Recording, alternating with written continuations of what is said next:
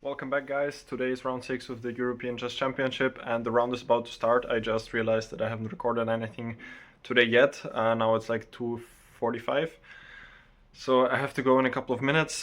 Today I'm playing against Etienne Bacrot, former 2700 player. I think his peak was around 2750. Former top 10 player, so very experienced player from France. He even has his own YouTube channel, as far as I'm informed, where he also does a lot of nice content in French. So if you do speak French, definitely check that out. I think it's quite informative. But yeah, I've played him already 2 times, I think. The first time was 2018, I believe, in the German Bundesliga, where I lost with the black pieces, and the other game was, I think, last year, where I played him with white again in the German Bundesliga, and I lost there as well. So I do have some score to settle, which hopefully I'll manage today. And yeah, I'm already gonna surprise him on the first move. At least hopefully surprise him by going e4, which I haven't done so that much for quite some time, but I do have some concrete ideas against him. He's been playing the Taimanov recently quite a lot, so I do have some things to test him there. And yeah, I could also imagine him going just for maybe e5 or maybe the French, just to avoid my preparation. But yeah, then we'll just have a game, and yeah, I'll just try to not, yeah, I mean, not to go crazy today. Like, the tournament is still okay. Tomorrow's the rest day, so I don't want to burn any bridges before that. But yeah, we'll see how it goes. And yeah, I'll see you guys after the game in the recap. Welcome back, guys, to the recap of round number 6 of the European Chess Championship. And I just finished my game with the draw against Etienne Bacrot. And yeah, let's just jump right into it. Today, as I said before, I wanted to surprise my opponent with e4, which somehow worked, but he told me that he's still prepared for it, and he was actually very well prepared. It was one preparation of him which he checked for the FIDE Chess Olympiad this year, so he was yeah, very deep with this line. He went for c5, which I prepared for, but after knight f3, e6, d4, c takes d4, knight takes d4. Now I'm mostly prepared for the Taimanov, which he has played very often recently, but he played a6, which I saw from his games that he had a couple of games, but I didn't really prepare for it. I just wanted to stick to my repertoire, which I think is in general in a very good shape, this system with c4. White also does have many other options, but I didn't really think about going there because I haven't checked them recently. Bishop d3 being the main move. When after bishop c5, knight b3, bishop a7, black usually gets a very fighting game, usually developing with knight e7, short castle, knight c6, and then b5. When the position is usually pretty double-edged, white will go for something like queen e2, knight c3, bishop e3, and long castle. But objectively, it is fine for black, and yeah, I wasn't that familiar with that. There's also one idea I had up my sleeve, but I'm sure he was also familiar with it. This is this a bit strange looking move, a3. The point is, white is just avoiding bishop b4 in all sorts of lines, and if black goes b5 here right away, which is logical, then white actually has two interesting ideas. The first one, this funny looking move a4, because now the knight is still on b1, so b4 doesn't make a lot of sense. And otherwise black could take on a4, but now he always has this issue with the pawn on a6, which is a long-term target. So this is a little bit better for white, but I think that black does have many other playable moves here. Maybe bishop c5 is even possible, I don't quite recall.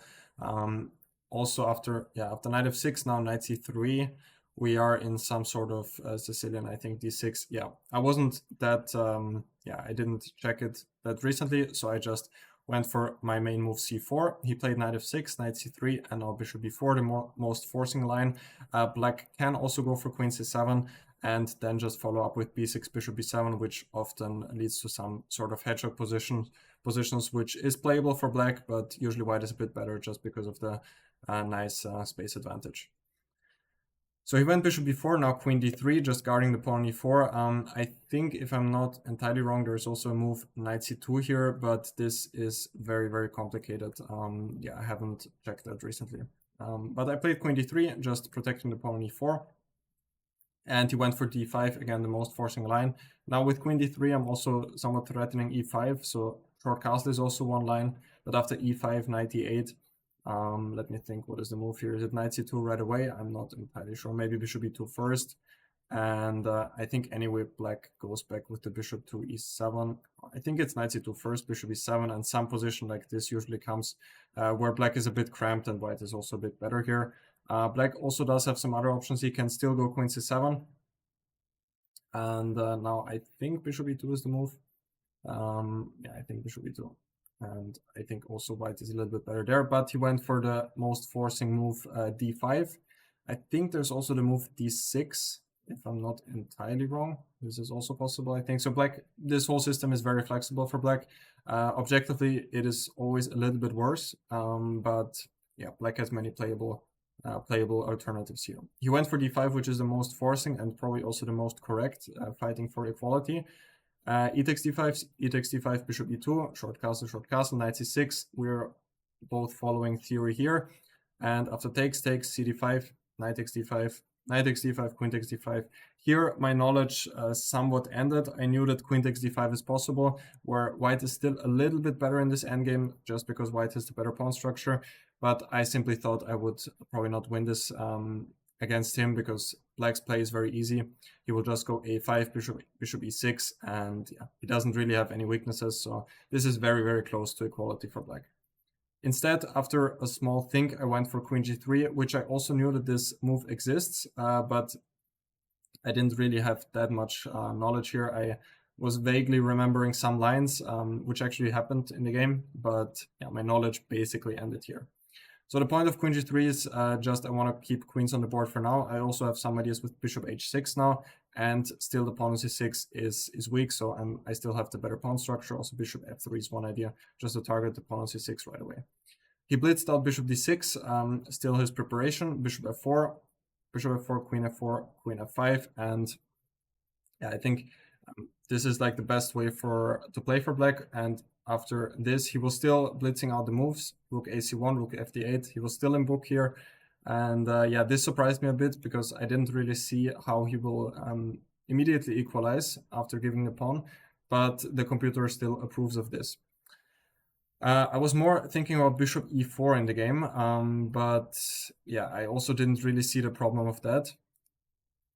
Computer says bishop c4, and I'm a little bit better here. It still felt like it should be somehow okay for black, but now rook e1 is coming. It still does look a bit unpleasant for black. So I went rook d8, rook takes c6, just taking the pawn, and now rook d2. I also thought he could go a5 maybe, just to keep this pawn and then to have rook d2, but yeah, I think I intended rook c5 and then bishop f3 when the rook has to go to a7 probably. So yeah, this was still something to figure out for black to equalize. He went rook d2, still in preparation, rook takes a6, and here he spent some time already and went rook c8, which actually turns out to be the correct move. After the game, he told me he couldn't really remember if rook b8 or rook c8 was the move, but rook c8 is still correct.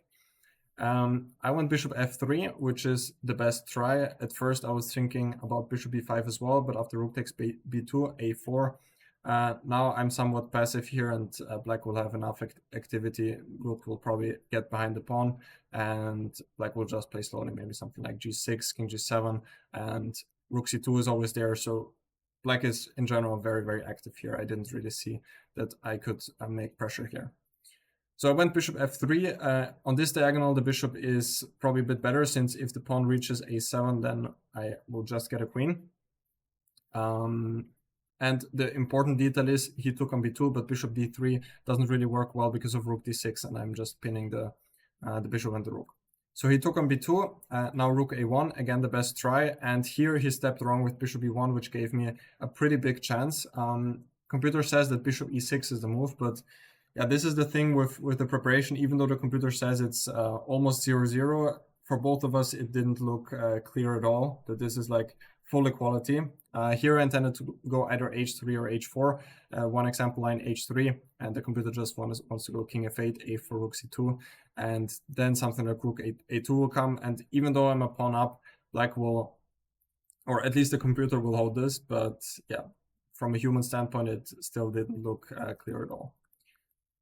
But he went bishop b1, and yeah, that surprised me a little bit. Obviously, of course, there's the threat rook c1 with checkmate, but I can just make space for my king with either h3 or h4. But I probably took the wrong square with the pawn. I went h4 just with the idea that I'm stopping any possible counterplay with g5.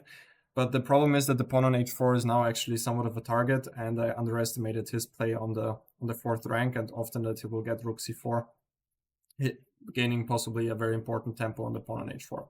h3 would have been a much better try, and yeah, now what he played in the game won't work anymore because the rook on the fourth rank won't attack the pawn on h4 anymore. The computer defends still somehow with rook c1 check, king h2, g6, and just slowly plays on, but it's around +1. So even objectively, this could be winning. Something like a5, bishop a2 was important, just blocking off the rook on a1, rook a8 check, king g7. And now black has to go rook a5. And yeah, a7 doesn't work because of rook f2, but something like king g1, and still, yeah, black has to be very, very careful here. I will just consolidate with bishop b7. Yeah, all of this looks very strange, also just running into this pin, and maybe objectively still a draw, but at least practically speaking, I would have very, very good winning chances here. But I played h4 with the point also that I'm stopping g5 still, but it turns out that g5 here doesn't do actually anything at all. This counterplay here on the king side is just way too slow. h5 will probably not even work because I can always just take. And in the meanwhile, my pawn will just roll down the board, and black probably doesn't have enough counterplay. But I went for h4, and now after g6, a4, now he has this idea with rook c4. So this is now the big difference. That's why h3 would have been a lot more accurate.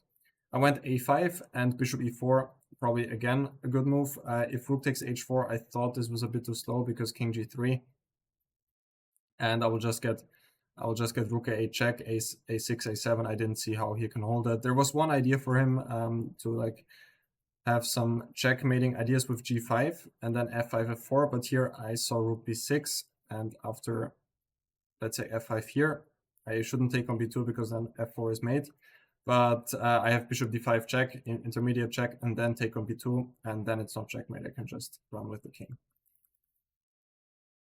So he played bishop e4, and here I made probably another inaccuracy. Bishop takes e4, maybe not the best try. Rook f6 right away was something I also considered. But I went rook a8, just missing a couple of things, and that's why then it ended in a draw. After rook f6, bishop f3, rook f3, rook h4.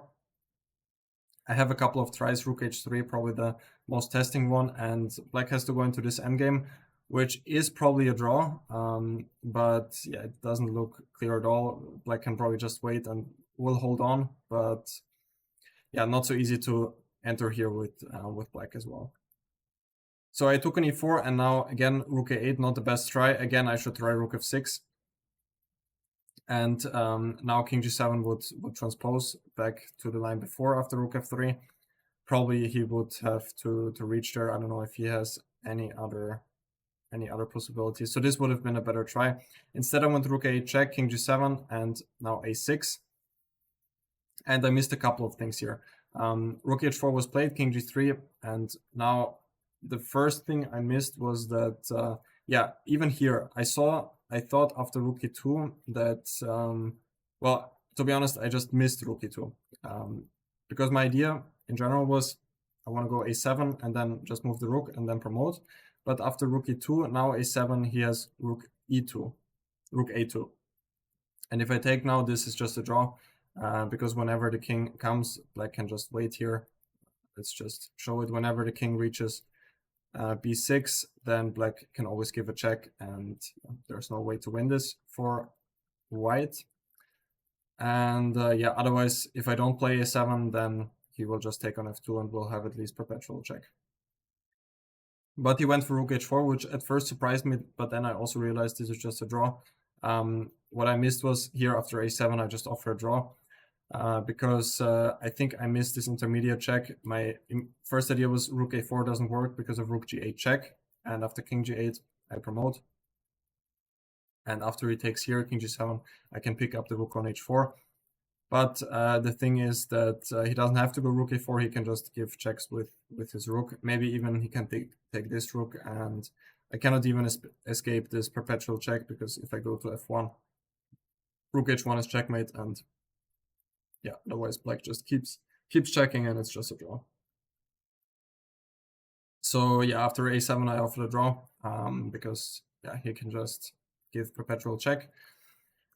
Yeah, what can I say? I'm a little bit disappointed. Of course, a draw is a very good result against such a strong opponent. But yeah, this chance with h3 would have been pretty big. And yeah, I could have possibly won the game here, which would have put me in a bit of a better situation for the tournament standings, of course, overall.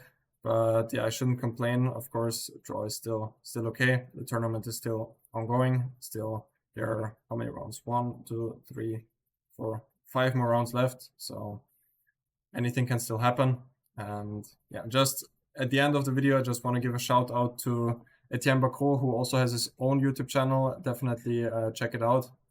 If you know French, especially. If you don't, then learn French for the YouTube channel, because I saw some of his videos. He really has a lot to offer. I mean, he was a 2750 player, even in the top 10 of the world. So he does have a lot of insights to offer. So definitely check it out. And he's, on top of that, he's a very nice guy as well. So yeah, other than that, thank you guys for watching, and tomorrow's the rest day, so maybe I'll come up with a video tomorrow as well, but we'll see about that. And yeah, for now I will just say see you guys in the next video, and take care.